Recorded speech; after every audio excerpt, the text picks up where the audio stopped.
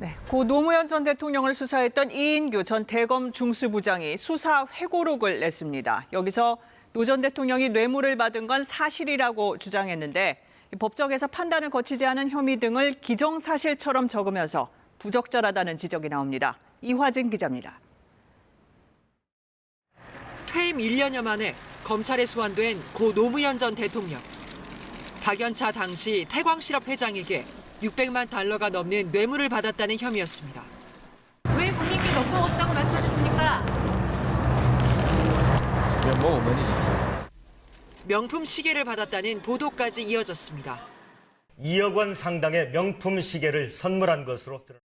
명품 시계 2개를 논두렁에 버렸다고. 얼마 가지 않아 노 전 대통령은 스스로 목숨을 끊었고 수사 책임자였던 이인규 대검 중수부장은 검찰을 떠났습니다. 그런데 14년이 흐른 뒤 이 전 부장이 당시 수사 상황을 상세히 기술한 회고록을 출간했습니다. 책에는 박연차 회장이 노 전 대통령 측에 건넨 640만 달러와 피아제 시계 한 쌍은 모두 뇌물이라며 유죄를 받아낼 충분한 증거가 있었다고 적었습니다. 특히 명품 시계에 대해선 소환 조사 당일 노 전 대통령이 먼저 이 부장 시계는 뺍시다. 쪽팔리잖아. 라는 말을 했다고도 썼습니다. 또한 보도 경위와 관련해선 청와대와 국정원의 개입이 있었다고 주장했습니다. 당시 정동기 민정수석이 노 전 대통령을 불구속하되 명품 시계 수수 사실을 언론에 흘려 도덕적 타격을 가하는 게 어떠냐고 연락을 해왔다는 겁니다.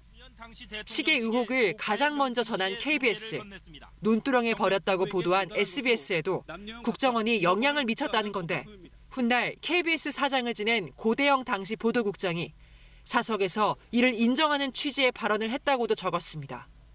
그러나 고 전 사장은 전혀 사실이 아니라고 반박했고 정 전 수석도 그런 일이 없다고 부인했습니다.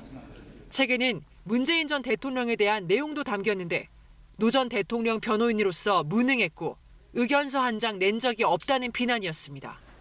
이 전 부장이 회고록에 적은 이 사건은 노 전 대통령 사망에 따라 공소권 없음으로 종결됐습니다. 법조계 일각에선 법정의 판단을 받지 않은 혐의를 수사 검사가 기정사실화하는 게 우려스럽다는 지적도 나옵니다. KBS 뉴스 이화진입니다. 노무현 재단은 곧바로 정치검사의 2차 가해라고 비판했습니다. 검증 안 된 조서를 각색해 고인과 유족을 욕보였다는 겁니다. 또 회고록에 나온 혐의들에 대해서 노 전 대통령은 관여하지도 않은 일이라고 반박했습니다. 이어서 최유경 기자입니다.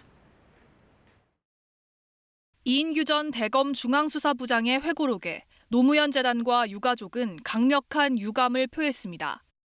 노 전 대통령 서거에 가장 큰 책임이 있는 정치검사가 정치 공작의 산물인 검찰 조서를 각색해 고인과 유족을 다시 욕보이려는 2차 가해를 했다고 비판했습니다. 공개법정에서 진실성이 검증되지도 않은 수사기록 일부를 꺼내 공표한 건 최소한의 인간적 도리까지 저버린 행위라고도 했습니다. 특히 회고록에 언급된 뇌물수수와 횡령 등 혐의에 대해선 하나하나 반박했습니다.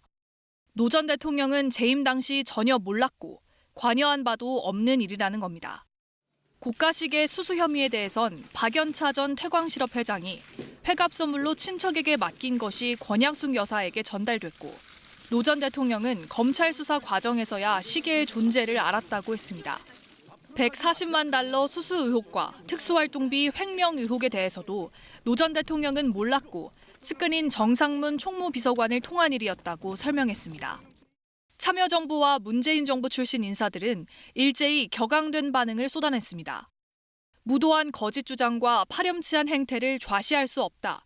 조금의 양심이라도 있는지 묻지 않을 수 없다는 비판이 터져나왔습니다. 정치 검사가 검사 정권의 뒷배를 믿고 날뛰는 행동이라고 봅니다. 노무현 대통령을 2번 죽이는 것이고요.